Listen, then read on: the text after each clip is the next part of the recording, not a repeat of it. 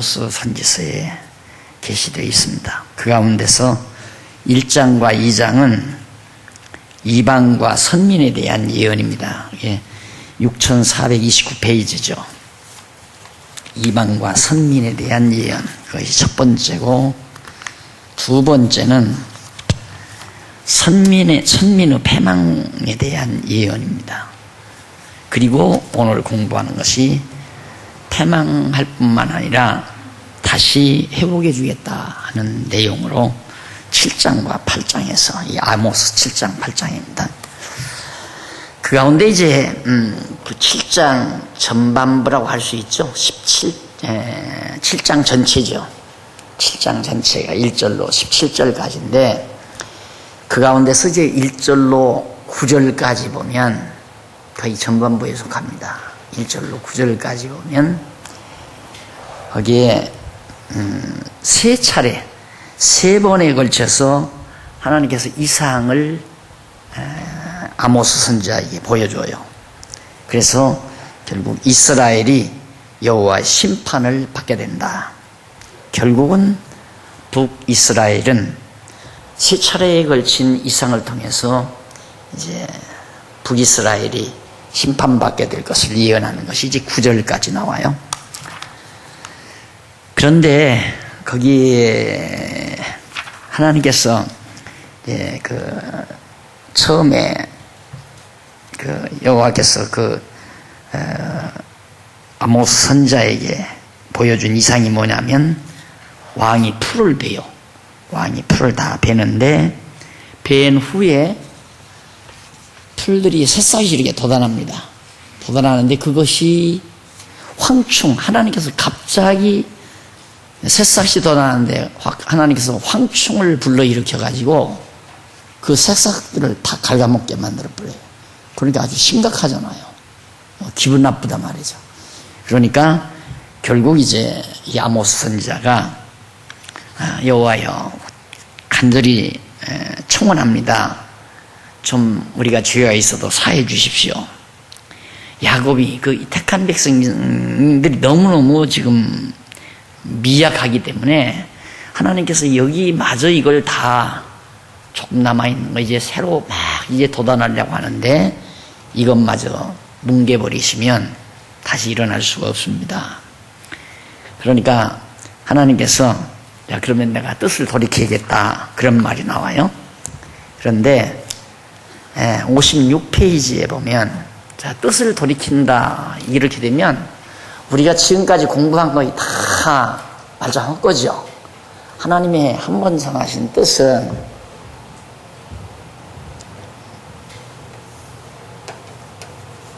뜻, 로고스네요. 이 뜻은 변함없이 반드시 그대로 이루어진다. 그게 지금까지 우리가 배워온 핵심 내용이었는데, 갑자기 보니까 하나님께서 뜻을 노리겠다 그런단 말입니다. 그래서 학자들이 황당한 겁니다. 자, 이거 뭐 이랬다 저랬다 하니까 알 수가 없는 거죠. 그런데 거기 56페이지에 보면 위에서 8째 줄 중간에 보면 나함이라는 말이 나와요. 그게 우리말로 뜻을 돌이키다라고 하는 그런 내용을 갖다가 보면 히브리 원문으로 나함이라고 그렇게 나와 있어요. 근데 이는 뭐냐? 후회하다, 동정하다, 위로하다, 그런 뜻이에요. 그러니까 뜻을 돌이킨다는 말은 후회하다라고 하는 이런 말을 뜻을 돌이킨다는 말로 그렇게 만드는 거고, 또 동정하다, 위로하다, 뭐 이런 뜻인데, 하나님이 후회한다는 것도 우습죠. 하나님이 후회하면 우리 인간, 그러니까 하나님의 생각을 인간이 활용하는 언어로 표현할 수밖에 없죠. 하나님이 쓰는 언어를 인간이 알아들을 수가 없으니까. 그러니까 인간들이 나함이라는 말을 쓰는 걸 선지자가 이제 그대로 나함이라고 썼는데, 그걸 갖다가 우리 인간들이 생각하는 대로 뜻을 돌이켰다, 후회한다, 이런 말로 번역한다면 하나님을 하나님답게 모르는 사람이죠. 그러니까 차라리 여기서는 동정하다, 그래서 긍휼히 여기서서 위로하다 등의 뜻인데, 곧 긍휼히 여기서서 아모스 선자의 간구를 들어주었다. 이제 들어준다 이 말이죠. 그러니까 뜻을 돌이킨다는 말이 아니라 하나님 앞에 간절히 기도할 때에 하나님께서 동정했다, 긍휼히 여겼다 하는 얘기입니다. 근데 그것도 뭐 긍휼히 여겼다는 말은 결국은 하나님께서 그 재앙을 안 내린다는 얘기 아니냐? 좀 더 공부해 보시면 합니다. 둘째 이상, 두 번째 이상이 뭐냐면 여호와께서 명하여 불로 징벌하게 하시니 불이 큰 바다를 삼키고 육지까지 먹으려 하는지라. 여호와께서 명해서 불로 큰 불이 일어나서 징벌. 불은 전쟁이 칼이나 불, 재앙 이런 것들이죠. 그래서 큰 바다를 삼켰다. 그래서 육지까지 다 먹어버린다. 결국 하나님의 진노의 불을 내려서 지상에 있는 모든 것을 멸하는 것을 비유한 이상인데, 이에 주 여호와여 청컨대 그치소서, 야곱이 미약하오니 어떻게 서리이까라고 또 간구를 했죠.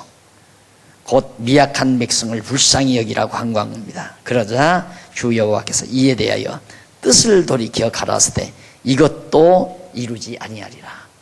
하나님께서 경고하고 또 긍휼히 여겨서 내가 이러한 재앙을 너희에게 내리지 않겠다, 그런 얘기입니다. 그러니까 결국 하나님이 아모스에게 이상을 자꾸 보여주고, 무서운 이상을 보여주면 아모스는 막 하나님 앞에 불쌍히 여겨주십시오 그러면 이런 재앙 내가 너희들을 긍휼히 여겨서 안 내린다, 내리지 아니할 재앙들을 이상으로 이제 하나하나 보여주는 겁니다. 그리고 이제 줄 바꾼 데 보면 셋째 이상이 나오죠.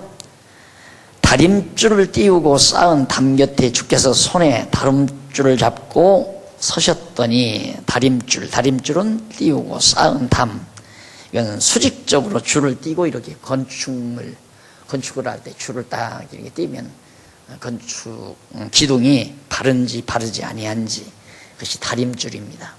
하나님께서 바른지 곧바른지 바르지 못한지를 백성들을 재겼다, 심판하신다는 얘기예요.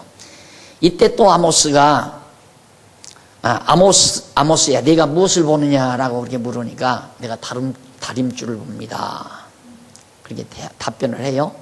그러니까 여호와께서 내가 다림줄을 내 백성 이스라엘 가운데 베풀고 다시는 용서치 아니하시리니 이삭의 산당들이 황폐되며 이스라엘의 성소들이 회파될 것이라. 첫 번째, 두 번째 환상, 이상으로 보여준 재난은 내가 내리지 않겠다. 그러나 세 번째 재앙, 세 번째 이상대로는 내가 너희들에게 재앙을 내리겠다라고 하는 거예요. 여호와께서 백성을 용서하지 아니하시고 심판하셔서 모두 멸하시겠다는 뜻이죠. 자, 결국 아모스가 듣고 세 차례의 이상을 통해 결국 이스라엘이 여호와의 심판을 받게 될 것을 예언하게 됩니다. 그리고는 이제 후반부 10절로부터 17절까지는 아모스가 예언을 방해한 아마시아 가정이 망하고 이스라엘 족속도 사로잡혀 갈 것을 예언하는 내용입니다. 선지자 아모스가 자꾸만 이스라엘이 망한다고 그러니까 좋아할 리가 없잖아요. 그러니까 아마시아라는 사람이 자꾸 선지자의 예언을 못하게 만들어요. 백성들 동요된다 이거죠. 또 나도 듣기 기분 나쁘다. 그런데 결국 하나님 말씀 전하는 것을 방해한 아마시아가 그 가정이 다 망하게 되어버립니다. 그리고 이스라엘 족속도 전부 사로잡혀 간다는 것을 아모스 선지자가 예언하는 내용이 10절로부터 마지막 17절까지 나와요. 거기 한번 10절 한번 보실까요? 본문 성경. 때에 베데르 제사장 아마샤가 종교 지도자인 제사장이 어떻게 하나님 말씀 전하는 걸 듣기 싫다고 이스라엘 왕 여로보암에게 기별하여 가로되 이스라엘 족속 중에 아모스가 왕을 모반하니 그 모든 말을 이 땅이 견딜 수 없나이다. 왕을 갖다가 비난한다 이거죠. 그러니 이제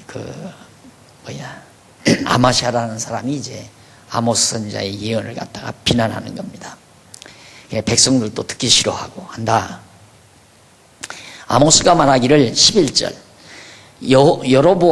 여로보암은 칼에 죽겠고 이스라엘은 정령 사로잡혀 그 땅에서 떠나겠다 하나이다. 여로보암 북이스라엘 왕이죠. 처음에 나라를 설립한 왕이 아니라 그 뒤에 또 여로보암이 나와요. 그 여로보암이 결국은 잡혀간다. 어디로? 아수르로 잡혀가는 거죠. 북쪽 이스라엘이니까. 칼에 죽겠고 이스라엘 백성들은 정령 다 사로잡혀 그 땅에서 떠나겠다라고 그렇게 예언을 합니다. 그러니 얼마나 무섭습니까? 그 말이죠. 이 듣기 싫은 소리를 아모스 선지자들 그렇게 듣기 싫은 소리 하고 싶겠어요. 다 백성들이 좋아하고 들으면 기뻐하고 이제 그러죠. 그런데 어쩔 수 없는 겁니다. 선지자는 자기 말을 전하는 게 아니라 하나님 말씀을 증거하는 거니까. 근데 이제 성경을 그대로 가르치면 듣기 싫은 소리도 나오고 듣기 좋은 소리도 나오고, 이게 듣기 좋은 것은 위로하는 말씀은 듣기 좋고 하나님께서 진노하신다는 말씀은 듣기 싫을 거 아니에요. 다 받아야 되죠. 근데 목사가 감정이 나가지고 자기 미운 사람 들으라고 마구 그냥 꼬부라 붙여가지고 마구 하는 그것 때문에 이제 교회들이 시끄럽잖아요. 네, 그래서 그 방법을 일러주고 그러지 말아라. 미워할 것도 없고 그냥 성경을 차례대로 잘 그냥 가르치면 책망 들을 사람 책망 듣고 위로받을 사람 위로받고 다 하는 것이니까, 그걸 꼭 당신이 어떤 사람 찍어가지고 이 기회에 너 한번 들어라 하고 그렇게 그 젊은 날에는 그렇게 하기 그렇게 할 가능성이 참 많습니다. 어리석어서 그런 거죠. 또 그렇게 해서도 안 되고. 예. 그래서 성경만 가르쳐라 그거죠. 성경만 가르치면 다 때에 적절하게 다 들어요. 아주 적절하게 들어요. 내가 꼭 들어야 될 말씀이로구나. 이렇게 들어야 하는데, 나 들으라고 한다. 이렇게 들으면 이제 문제가 되는 거예요. 나 들으라고 저렇게 목사가 얘기하는구나. 그게 아니고, 오늘 말씀은 나 들으라고 하나님께서 주셨구나. 이렇게 생각할 수 있도록 하는 방법은 목사가 사심 없이 그냥 성경 있는 그대로 가르쳐주면 돼요. 덧붙이지 말고. 그렇게 하면 정말 오늘 말씀은 나를 들으라고 하나님께서 하셨구나. 그리고 정신 나는 경우도 있고, 또 아파하는 성도들은 오늘 말씀을 하나님께서 나를 위로하기 위해서 주셨구나. 강의 마치고 예배 마치고 이제 나가서 인사할 때 오면 더러 그러잖아요. 목사님 큰 위로를 받았습니다. 이러고 가는 분들도 있고, 목사님 오늘은 하나님께서 나 들으라고 하신 말씀 같아요. 이제 그건 이제 내가 오늘 많이 책망을 들었습니다 하는 얘기죠. 그런 얘기 더러더러 하는 걸 들을 때에는 참 능력 있는 말씀이다 하는 생각을 공감을 하죠. 그러니까 아모스 선지자도 어쩔 수가 없는 거예요.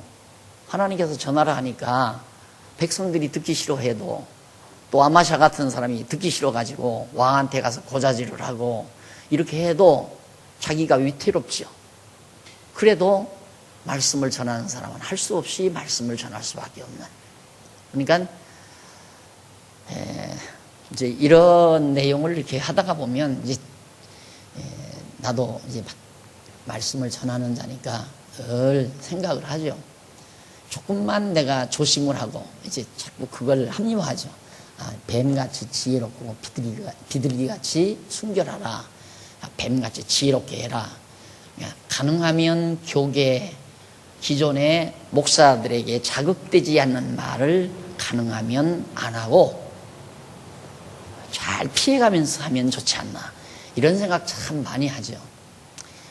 그러다가도 그건 아니지.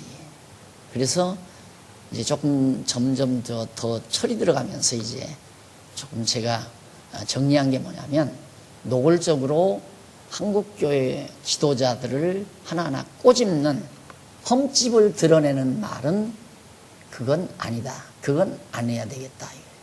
그건 안 하고 성경이 말하는 올바른 말만 바르게 전하면 된다. 그것만은 바르게 전하자. 근데 내가 그전에는 젊은 날에 그랬거든요. 젊었을 때 할 때는 예를 들어서 11조. 이 11조 때문에 참 고통을 많이 겪었어요. 11조 얘기가 나오면 성도들이 너무 그것 때문에 괴로워하니까, 진짜 괴로워하니까, 그래서 이제 어떻게 보면 인기 발언일 수도 있죠. 근데 그걸 꼭 인기 발언이 아니라 위로가 되게 하려고 11조는 아니다. 그러면서 그 11조를 갖다가 뭐 청산 11조니 뭐 가불 11조니 이런 얘기들을 막 했잖아요. 그러니까 그런 얘기가 성도들의 귀에는 착 들어오는 거예요. 들어가지고 밖에 나가서 장안중앙교회 참 좋다. 그 전하는 말씀이 너무 성경적이다. 그런 좋은 쪽 전체적이고 굵직한 그 깊이 있는 내용을 말하는 게 아니라 당신들 지금도 11조 하냐? 그래 해야지. 11조 하는 사람이 어디 있어 그러면. 그거 다 엉터리야. 그게 거의 다였어요. 과거에. 우리 교인들이 전도한다고 전부 그런 얘기를 한 거란 말입니다. 그러니까 고통당하는 건 나만 고통당하고. 고통당해서 뭐 겁날 건 없지만은 사실 이 성경대로 가르친다는 것도 참 그리 쉽지 않습니다. 참 쉽지 않아요. 저건 아닌데, 아니다고 하면 허다한 목사들이 싫어할 건데, 실제로 그랬거든요. 한 7, 80명, 100여 명까지 대치동에 있을 때 목사님들이 와서 공부를 했잖아요. 한 6개월 동안 잘 배워요. 좋다고. 6개월 넘어가서 1년 가까이 되니까 자꾸 떨어져 나가요. 이유를 물으니까 맞기는 틀림없이 맞다. 그런데 저거 배워가지고 우리가 어떻게 가서 목표를 하느냐. 다 뒤집어야 되는데 목표는 저렇게 못하겠다. 그러니까 배우면 배울수록 괴로운 거예요. 자기들이. 배우면 배울수록. 어저께 목사님 한 분 오셨는데 그때 공부하신 목사님이 한 분이 오셨더라고요. 목사님, 목사님은 여전하십니다. 어저께 강의를 좀 듣고 그 얘기를 하더라고요. 여전하죠. 대치동에서나 지금이나. 목소리만 좀 덜 컸지. 그리고 헐뜯는 거, 비난하는 것만 좀 적어졌고, 내용은 똑같죠. 그때 그 목사님들이 듣기 싫으니까, 옳지만은 듣기 싫은 거예요. 왜? 자기들이 다 지금 잘못하고 있으니까. 그래 떨어져 나가가지고, 나중에는 한 5명 남았는데, 끝까지 좀 공부하려고 애를 쓰더라고요. 1년 넘어 2년 가까이 공부하더니만, 하루아침에는 아침에 일찍 전화가 왔어요. 그래서 왜 그러냐니까, 목사님 죄송합니다. 교회 옮겨버렸습니다. 그러더라고요. 왜 그러냐니까, 원래 한 70여 명 나와가지고, 그분 말이 그래요. 밥 먹고 사는 데는 전혀 지장이 없었대요. 그래가지고, 그래서 목표를 좀 잘해보려고 와서 공부하다가 너무너무 좋아서 배우는 데로 가서 막 해버렸더니만 새벽기도 나오는 사람도 안 나와버리고 11조 내던 사람도 안 내버리고 주일날도 잘 안 나오고 교인들이 점점 떨어져 나가더니만 10대 명 남았는데 세를 물어나갈 수가 없더래요. 건물 세를. 그래서 나는 못하겠다. 그래서 접었습니다. 죄송합니다. 이해해 주십시오. 그러면서 얘기를 하더라고요. 알았습니다. 그랬죠. 끝까지 남은 분이 한 2-3명 계시다가 다 나이 드셔서 이제 목표도 그만두고 이제 새로 한 분 만났어요. 새로 한 분. 그러니까 그만큼 어렵습니다. 성경대로 하나님 말씀대로 하나님이 전하라고 하는 말씀대로 전한다는 건 두들겨 맞아야 되고 감옥에 갇혀야 되고 돌에 맞아 죽어야 되고 선지자들 다 그렇게 고통당했잖아요. 그게 쉬운 일이 아니죠. 그래서 아모스를 괴롭히니까 하나님께서 그 가정, 아마시아의 가정을 다 그냥 몰살시켜 버렸어요.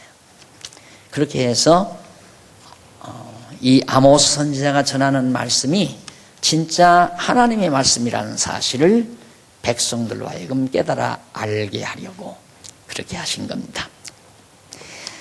자, 그러면 조금만 더 읽어보고요. 아마시아가 또 아모스에게 이르되 선견자야, 12절입니다. 선견자야, 너는 유다 땅으로 도망하여 가서 거기서나 떡을 먹으며 거기서나 예언하고 다시는 베델에서 예언하지 말라. 그러니까 이 아모스 선지자는 베델, 그러니까 북쪽 땅이죠. 북이스라엘 베델 땅. 베델에 금송아지가 있는 곳 아닙니까? 거기 가서 이제 예언하는데 너 여기 있지 말고 가라 이거예요. 남쪽 땅으로 가서 거기서 밥 얻어 먹으면서 밥 먹으면서 거기서 예언해라. 여기서는 하지 말라. 이는 왕의 성소요 왕 국민이라. 베델에는 왕이 거하고 있고 우리 이스라엘의 왕이 거하고 있는 곳인데 여기서 하지 말아라. 그러니까 아모스가 14절 아마샤에게 대답하여 가로되 나는 선지자가 아니며 선지자의 아들도 아니요 나는 목자요 뽕나무를 배양하는 자로서 하나님이 이렇게 천한 그런 자를 불러서 하나님의 말씀을 예언하게. 너무 야가 빠지면 하나님 말씀 이용해서 도용하니까 아주 순박하게 농사짓는 누에남에게는 양잠이나 하고 있는 그 농부 그런 양잠업자를 하나님께서 불러가지고 환상을 보여줘가지고 너 본대로 말을 해라. 이게 선지자죠. 예, 이 아모스 선지자는 자기는 원래 선지자는 아니었다. 하나님이 전화를 하니까 전하는 거다. 이제 그 얘기를 하는 거예요. 그러면서 여호와께서 나를 데려다가 그렇게 선견자가 아니며 선지자의 아들도 아니며 목자여 뽕나무를 배양하는 자로서 양떼를 따를 때에 양떼를 이끌고 이제 풀을 뜯기로 따라다닐 때에 여호와께서 나를 데려다가 내게 이르시기를 가서 내 백성 이스라엘에게 예언하라 하셨으니 하나님께서 명령했다. 이제 너는 여호와의 말씀을 들을지니라. 네가 이르기를 이스라엘에 대하여 예언하지 말며 이삭의 집을 향하여 경계하지 말라 하므로 여호와께서 말씀하시기를 네 아내는 성읍 중에서 창기가 될 것이요 네 자녀들은 칼에 엎드러지며 네 땅은 줄띄워 나누일 것이며 너는 더러운 땅에서 죽을 것이요 이스라엘은 정령 사로잡혀 그 본토에서 떠나리라 하였느니라. 정말 목숨 내걸고 해야죠. 아마샤는 권력자란 말입니다. 왕과 아주 내통하는 왕의 신복을 왕의 신임을 받는 권력자인데 그런 사람에게 아모스가 이렇게 노골적으로 네 아내는 창기되고 네 자식들은 칼에 죽고 네 땅덩어리는 다 대적에게 이렇게 다 나뉘어지고 너는 이 땅에서 그냥 객사한다 죽어버린다. 자, 그 다음 이제 8장 1절로 14절 보면 이상을 보고 재난과 말씀의 기갈로 피곤할 것을 예언합니다. 이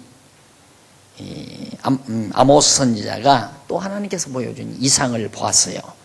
첫 번째 1절로 8절에 보면 59페이지 나오죠.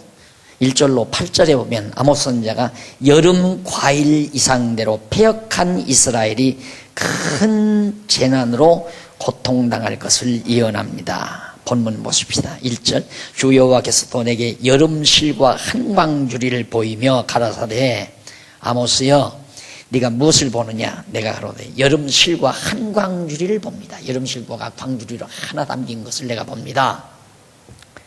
그렇게 말하니까 여호와께서 아모스 선지자에게 말하기를 내 백성 이스라엘의 끝이 이르렀은즉 북이스라엘이 마지막 종말이 왔다.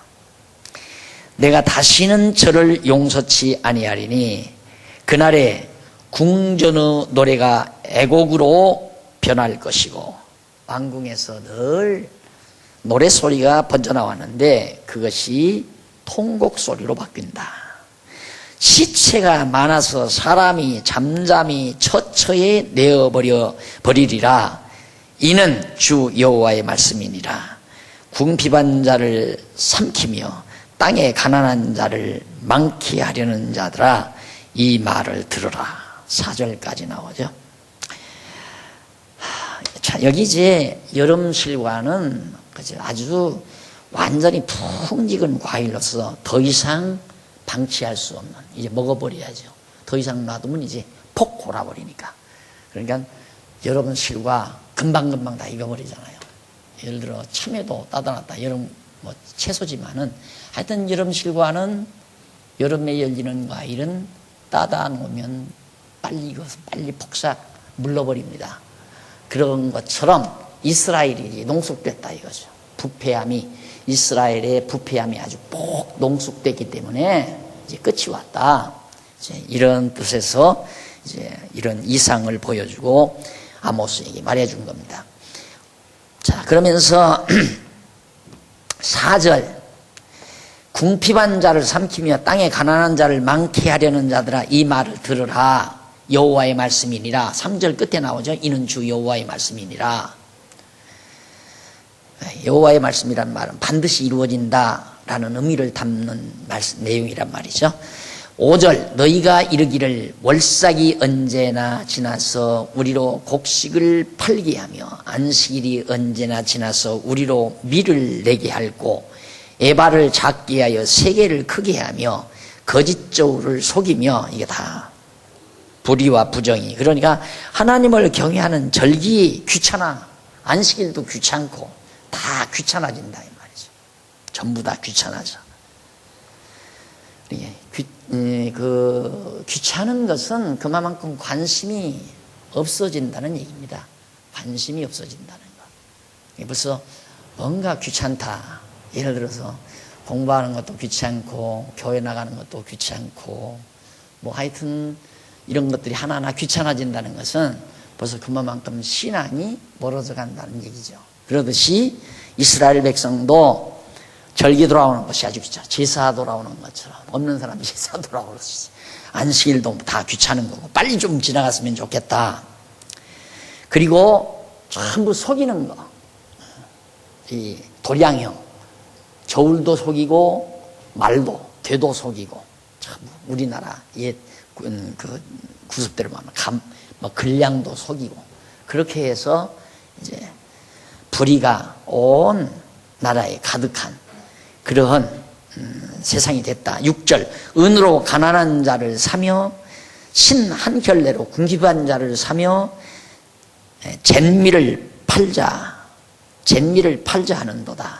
그러니까 돈 가지고 사람들을 가난한 사람을 완전히 노예로다 사서 부리고 신 한 켤레로 궁핍한 자를 다 노예로 사서 부리고 참 고통스러운 세상이죠. 우리는 그런 세상, 나는 그런 세상 살아봤잖아요. 그 동네에는 그 일본 외정시대 뿌락지들이 이제 그 창고업을 한다거나 주조장을 한다거나 이런 사람들은 다 일본 사람이 앞잡이 노릇 한 사람들입니다. 그런 사람들은 막 큰 번도 그 골짝 논 좋은 것은 거의 다 가지고 있죠. 그리고 이제 없는 사람들은 저 산비탈에 골짜기에 다랑다랑한 논들 그런 가지고 있는데 그거 지어가지고는 못 살잖아요. 그거 지어봤댔자 그래서 딱 가을에 거둬가지고 벌써 늦가을 오기 전에 양식 다 떨어지는 거죠. 이 추운 겨울이 돌아오는데 어떡합니까? 그 집으로 달랑달랑 갈 수밖에 없죠. 가서 곱창이 가집니다. 곱창. 지금 나는 그때는 어려서 그걸 몰랐는데 지금 생각하면 피토할 일이에요. 벼 한 가마 가져오면 벼 두 가마, 그 다음에 가을에 벼 두 가마 갖다 줘야 돼요. 그러니까 항상 어쩔 수가 없는 거예요. 그러듯이 이 나라가 그런 상태죠. 그 없다고 무시해가지고 그냥 조금 갖다 주고는 노예로 부리고 그래가지고 등골 늑탈해가지고 부와 영화를 누리는 그런 잔인한 무리들이 그 나라에 가득했기 때문에 하나님께서 원래 가나안 땅 백성 보낼 때에는 다 땅을 이렇게 경계로 나눠줘가지고 게으른 사람들이 혹시 잘못하다가 보면 망하잖아요. 그럼 땅 팔아먹어야죠. 그런다고 하나님은 얼마나 하나님 인자한지 몰라요. 딱 때가 되면 그거 다시 돌아올 때가 있어요. 아주 팔려지질 않아요. 예를 들어서 내가 1000평을 돈이 없어 가난해가지고 농사 실패해서 이제 가난해서 어쩔 수 없이 이제 팔아먹었다. 동족에게 팔아먹어요. 자기 친척에게 팔아먹었는데 그것이 49년이 지나면 77이 49년이 지나면 다시 그 집안으로 돌아와요. 그러니까 49년만 팔리는 거죠. 아주 영원히 팔리는 게 아니라 농지개혁이 되는 거예요. 그러니까 과거에 그 농지개혁이라는 것이 공산당들이 많이 했던 건데 그 원래 그 공산주의자들이 그 원리를 어디서 따왔냐면 전부 성경에서 따온 겁니다. 그런데 그걸 강압적으로 정치적인 힘으로 그걸 하려고 했기 때문에 문제가 되는 것이지 그 정신만은 대단한 거죠. 농지개혁이라는 게 물론 하나님이 나눠주신 대로 주는 건 아니지만 공산주의자들 6.25 때 농지개혁하는 거 보니까 저 편들은 막 넌치던지간데 다 그런 데 줘요. 그리고는 우리처럼 예수 믿고 이런 사람은 잡아다 죽이려고 그러기 때문에 그런 데 안 줘요. 저 산골짜기 논 2마지가 한 30뱀이 되는 거. 그런 거 하려면 와, 아버지가 이제 데리고 가면 학교 갔다 오면 오라고 그래요. 가면 그걸 밟으라는 거죠. 논두둑을 이거 밟으라. 그래야 이제 논두둑 해서 모내기를 하니까 그게 지금도 가물가물한데 하여튼 공산주의 참 지독한 놈들. 그래도 하나님께서 그 세력에게 안 놔두시고 이렇게 참 밝은 천지 만나서 예수 믿고 신앙 안에서 살게 하는 건 너무너무도 감사한 일이지만 이들도 똑같아요. 과거나 예나 지금도 그러잖아요. 지금도. 오늘 또 김양 우리 장모님들 이렇게 보시더니만 막 사람들이 막 질비하게 막 모자 쓰고 뭐 주머니 같은 거 가지고 막 쫙 지나가요. 그게 지금 뭡니까? 직장, 정부에서 지금 이 직장 준 거래요. 그게 직장.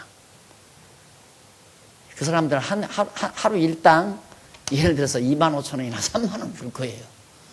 그거 받고 나가서 이제 뭐 거리에 가서 쓰레기 줍고 그래서 그 사람들이 다 직업이 있는 사람으로 이제 통계가 나오는 거죠.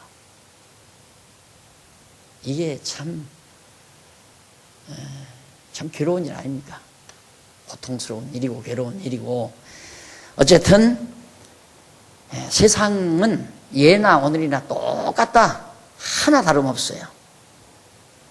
그래서 하나님께서 이스라엘에 그런 진노를 퍼붓겠다. 7절 여호와께서 야곱의 영광을 가리켜 맹세하시되 내가 저희의 모든 소유를 영영 잊지 아니하리라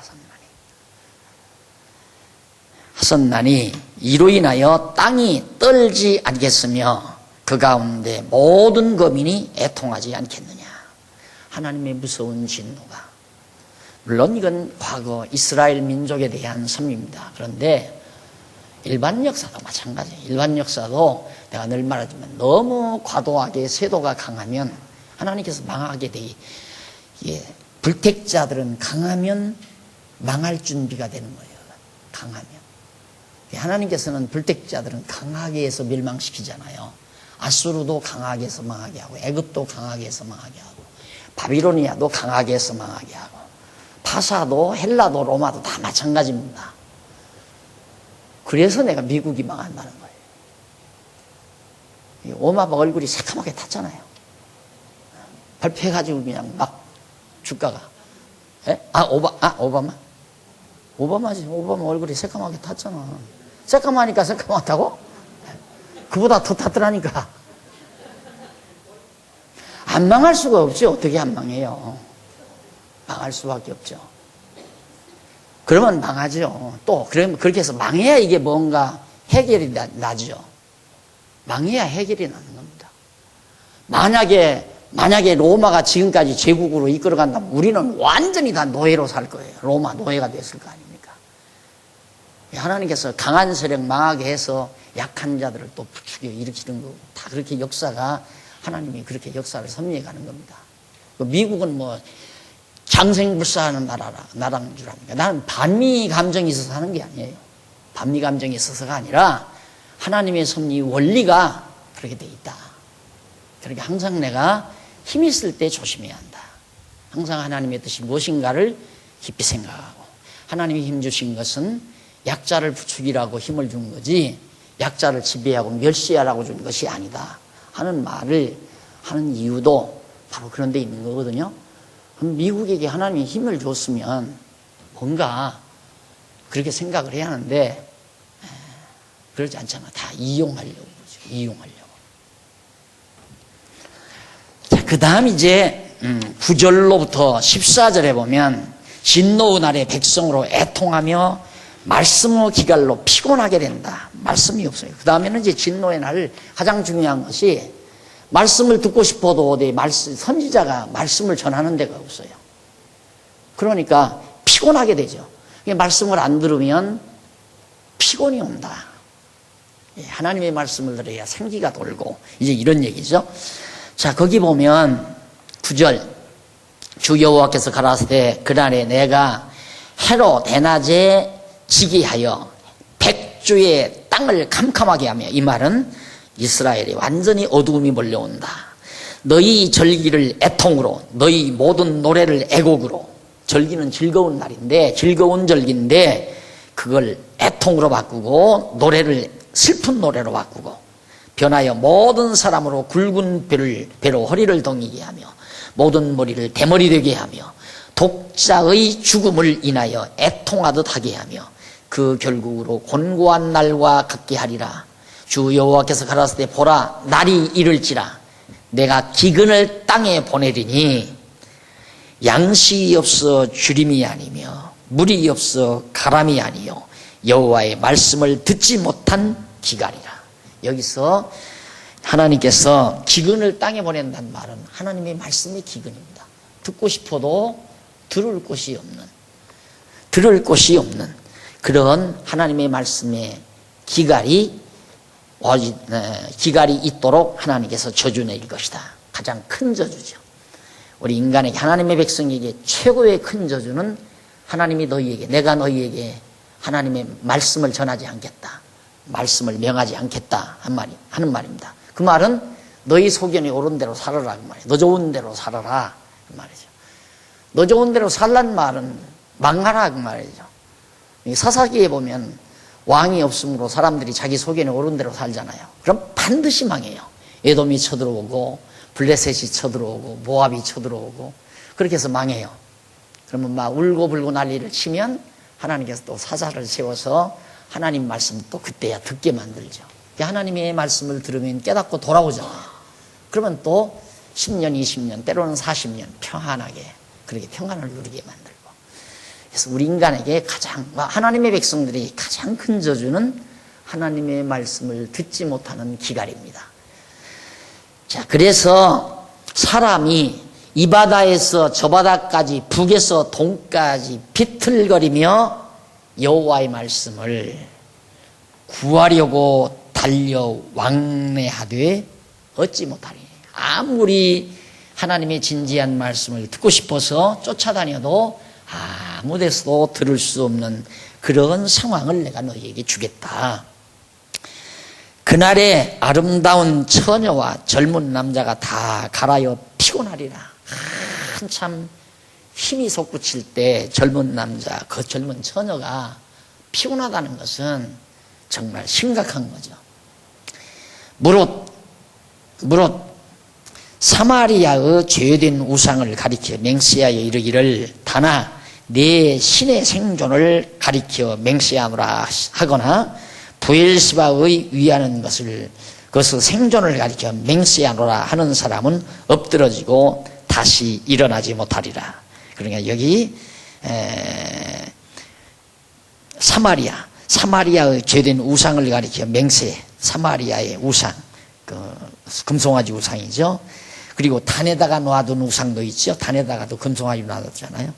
그리고 부엘세바에도 놔두고, 그런 우상들을 가리켜 맹세하는 사람들, 거기다가 제사하고 거기다 맹세하는 사람들은 다 엎드러지고 다시 일어나지 못한다 하고, 그렇게 예언하는 내용이 마지막 14절까지 나옵니다. 그리고 이제 9장 1절로 15절 9장 전체 내용이죠. 전체 내용인데, 자, 아주 멸하지 않고 회복해서 풍성히 살게 하실 것을 약속하죠. 똑같은 내용이죠. 반복되는 내용입니다. 그렇게 북이스라엘이 망하지만 북이스라엘이 이제 망하지만은 아주는 멸망시키지 않는다. 이것이 이제 택한 백성에 대한 하나님의 철저한 배려예요. 남겨놨다가 다시 회복시켜준다. 아주 그리고 풍성히 살게 해준다. 어제도 그런 얘기했지만 지난주일도 그랬죠. 반드시 하나님은 진노하신 다음에 택한 백성에게는 위로가 뒤따라요. 근데 불택자들은 진노로 끝나요. 그게 이제 특징이죠. 진노로 끝나버려요. 불택자들은. 택자에게는 반드시 진노 외에 위로가 뒤를 따르게 됩니다. 그래서 이런 것들이 다 하나님의 참 그 크신 은총인데, 우리 부모들이 자녀에게 하나님 노릇하잖아요.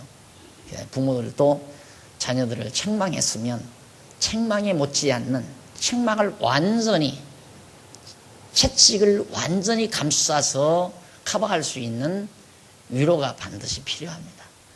그래서 많이 때렸으면, 아주 아프게 때렸으면 그 아픔이 완전히 가셔지고 다시 편안함이 올 수 있도록 풍성하게 위로가 반드시 뒤따라야만이 채찍의 효과, 부모가 자식을 채찍질한 효과가 100%라는 거죠. 채찍으로 끝나버리면 자식과 부모 사이는 점점 멀어집니다. 그리고 자녀는 점점 더 잘못되져 가고 거짓이 늘어가고, 매로 끝나버리면 자식은 어떻게 하냐면 매를 안 맞기 위해서는 그 다음 거짓말을 한마디 해요. 그러니까 안 때리거든요. 그 다음에는 이제 거짓말이 능수능란해집니다. 이건 정말 잘못된 거죠. 옛날 어른들은 그래, 다 매 때리면 그만 아니에요. 매 때리고 도망치면 들어오기만 해봐라 이놈 하고 끝나는 거죠. 그냥 들으면 밥 먹으면 막 눈 흘끄득 하면서 그냥 그걸로 끝나다가 시간 지나면 끝나는 거죠. 네, 그러면 안 되죠. 반드시 큰 위로가 필요합니다. 그런 것처럼 하나님도 사랑하는 백성이기 때문에 정말 무섭게 때렸잖아요. 엄청나게 때렸잖아요. 정말 이스라엘이 다 황폐해지고 백성들이 다 잡혀가고 시체가 굴러다니고 이렇게 무섭게 아수르로 끌려가도록 다 했는데, 그걸 다 위로하기 위해서는 내가 반드시 아주 멸하지 않고 다시 회복해서 아주 풍성하게 살게 한다는 것을 약속합니다. 그래서 1절로 8절 전반부는 바로 파멸하여 이스라엘 족속을 아주 멸하지 아니하신다는 것을 언약하시는 말씀입니다. 그게 8절까지인데 조금만 몇 군데만 좀 보실까요? 6절에 보면 그 전을 하늘에 세우시며 궁창의 그처를 땅에 두시며 바닷물을 불러 지면에 쏟으시는 자니 그 이름은 여호와시니라. 그 여호와시니라. 여호와께서 가라사대 이스라엘 자손아 너희는 내게 후수족속 같지 아니하냐. 내가 이스라엘을 애굽 땅에서 블레셋 사람을 갑돌에서 아람 사람을 길에서 올라오게 하지 아니하였느냐. 보라, 주 여호와 내가 범죄한 나라에 주목하여 지면에서 멸하리라. 그러나 여기 이제 참 은총이죠.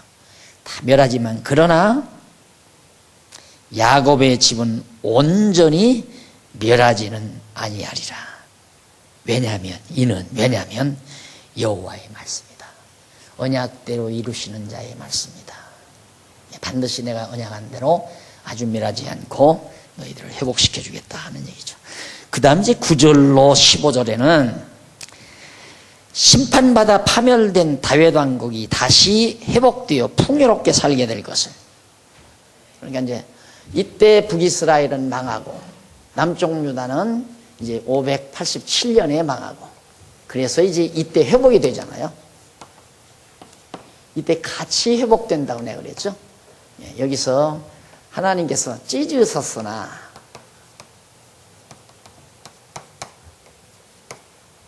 여기서 싸매신다. 싸매실 것이요. 찢으셨으나 싸매실까. 간단한 말이지만 이스라엘의 몇백 년의 역사가 몇백 년은 아니죠. 그렇지, 몇백 년이죠. 721년이니까 587년에서 여기가 한 70년은 517년쯤 되잖아요. 그러니까 뭐 한 200여 년 가까이. 200여 년의 역사가 찢어졌으나 다시 싸매실 것이요 라고 하는 간단한 말 속에 담겨 있습니다. 이것이 하나님의 은총, 배려. 꺾어진 갈대 마저 꺾지 않고 꺼져가는 등불 마저 끄지 아니하시는 다윗 왕국의 다윗의 등불, 이걸 등불이라고 그러죠. 등불. 다윗의 왕국을 등불이라. 예, 등불을 다시 끄지 않고 일으키신다.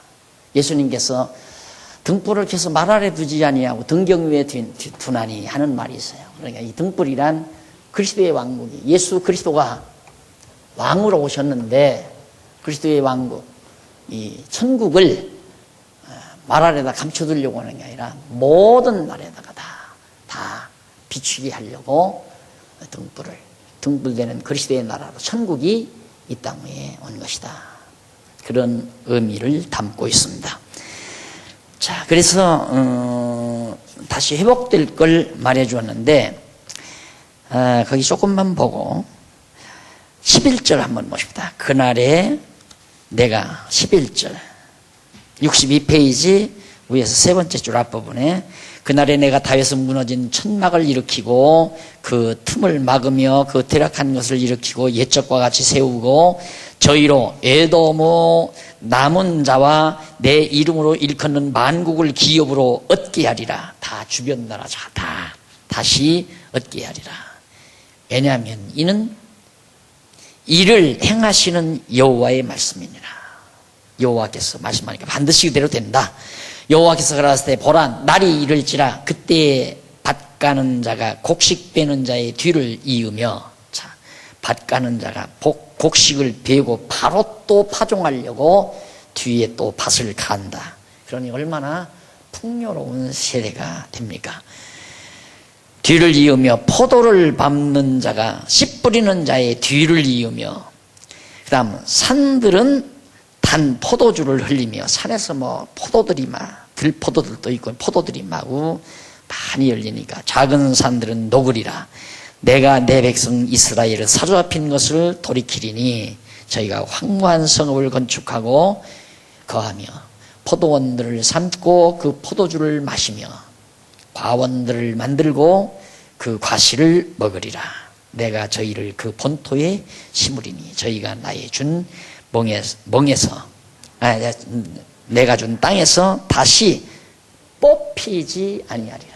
왔으니까 여기서는 다시 뽑히지 않는다. 사실 가나안 땅, 이스라엘 언약의 땅이 정말 그 이스라엘 백성이 들어가서 얼마나 살기 좋게 다 만들었습니까? 또 들어가기 전에 가나안 족속들이 성도 잘 쌓고 그랬는데, 또 그 다음 이제 이스라엘 백성이 들어가서 다윗 왕도 예루살렘도 그렇고 사마리아도 그렇고 뭐 성들이 아주 정말 대단하게 잘 가다듬어져서 살기 좋게 됐는데 결국 이 진노를 당하잖아요. 근데 그걸 다시 일으켜 주겠다는 거거든요. 자, 그런 것들이 우리 당대 역사 속에 우리나라에서도 있었어요. 여러분, 저는 서울 폐허된 것을 사진으로만 봤습니다. 어렸을 때니까 서울을 못 봤습니다. 근데 그 뒤에 내가 서울을 일찍 한번 한 20대 초반에 한번 내가 올라온 20대 초반인가 20대쯤 서울에 내가 와서 며칠 있었다 간 일이 있었는데, 그때는 별 볼 일 없었어요. 서울이 별로 없었어요. 그때 제일 큰 게 서울운동장 그거요. 지금 이런 모습은 전혀 상상도 못하는 데였습니다. 완전히 폐허된 땅, 6.25 동란을 통해서 잿더미가 된 땅, 이렇게 놓으시잖아요. 그런데 미국도 마찬가지죠. 그 불모지의 땅, 인디안들이 살고 있는 그 불모지의 땅에 가서 인디안들을 몰아내고 땅 점령해서 퓨리탄들이 가서 개발해가지고 그 뉴욕이라든가 미국의 큰 도시들 정말 우람하게 짓고 저렇게 사는데 저게 다 하나님의 은총인 걸 모르는 거죠. 그러니까 미국이 점점 부패해지는 거 아닙니까? 기독교가 다 망가져버리고 타락하고 하나님 여호와 잊어버리고 하나님 없다는 신이 없다는 사신신학이 과거의 전통 아주 보수 신학들을 다 점령해버리고 사실 하버드 같은 신학이 원래 정통 청교도 신앙 그런 게 개혁파 신학을 이어가기 위해서 세운 신학 학교거든요. 신학교거든. 신학학교란 말입니다. 그게. 그런데 도리어 지금은 하버드 신학이 하나님이 없다고 가리키는 신학이 돼버린 거예요. 그러니까 거기 가서 공부하면 완전히 사람 버립니다. 하버드에서 공부하면. 그만큼 아주 부패한 거죠. 그러니 망하려면 무슨 짓을 못하겠습니까? 예. 오늘 또 하나님께서 우리들에게 실제 역사를 통해서 얼마든지 하나님의 섭리를 조금만 몇십 년만 아니면 몇백 년만 이렇게 좀 살펴봐도 하나님의 역사를 그래서 그런 것들을 이제 함석헌 옹이 일찍이 본 것 같아요. 그래서 그 책 하나 낸 게 있는데 함석헌 씨가 뜻으로 본 한국 역사라고 그런 게 냈댔어요.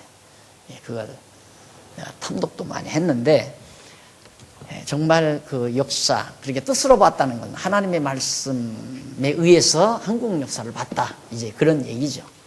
그래가지고 사실 그 함석헌 씨가 굉장히 그 신앙이 인간적으로는 아주 올바른 사람이에요. 인간적인 면에서. 성경적인 그런 면에서가 아니라 인간적으로 정직하고 곧바르고 올곧고 이런 의미에서 자기 신앙을 아주 과시했던 그런 분인데 그는 성경에 의해서 한국 역사를 보려고 많이 노력을 했습니다. 그러듯이 우리들이 살고 있는 시대 역사도 조금만 우리가 생각하면서 이렇게 바라보면 하나님의 손길이 보이죠. 그러면 그것만 봐도 이때 우리가 어떻게 해야 된다는 것도 지혜를 얻을 수 있는 좋은 계기가 되리라고 생각합니다. 오늘 여기까지 말씀을 드렸고요. 다음 시간에는 열방과 선민의 결국에 대한 예언을 오바댜에서부터 미가까지 나오는 그 말씀을 우리 상고하도록 하고 오늘 강의 여기서 마무리합니다. 기도하십시다. 살아계신 하나님 아버지, 보이지 아니하는 하나님이시기에 얼마나 사람들이 오만하고 자만에 빠져가는가를 모릅니다. 하나님 아버지, 정말 우리의 눈을 밝히시고 우리의 지각을 밝히소서. 지금도 살아계셔서 인류 역사를 주관하시고 다스리시면서 지혜자들인 우리들에게 하나님 살아계심을 알게 하고 귀한 말씀을 통해서 오늘의 역사를 다시 한번 투영해 볼 수 있는 은총도 베풀어 주신 것을 진심으로 감사합니다. 하나님 아버지, 10번도 20번도 하나님 앞에 겸손케 하시고 정말 오늘 하나님께서 나에게 왜 여기 어떻게 살라고 무엇 때문에 여기 머물게 하셨는가를 잘 파악해서 슬기롭게 살아가는 종들 되어질 수 있도록 역사하시옵시기를 비오며 예수님 이름으로 기도드립니다. 아멘. 하늘에 계신 우리 아버지,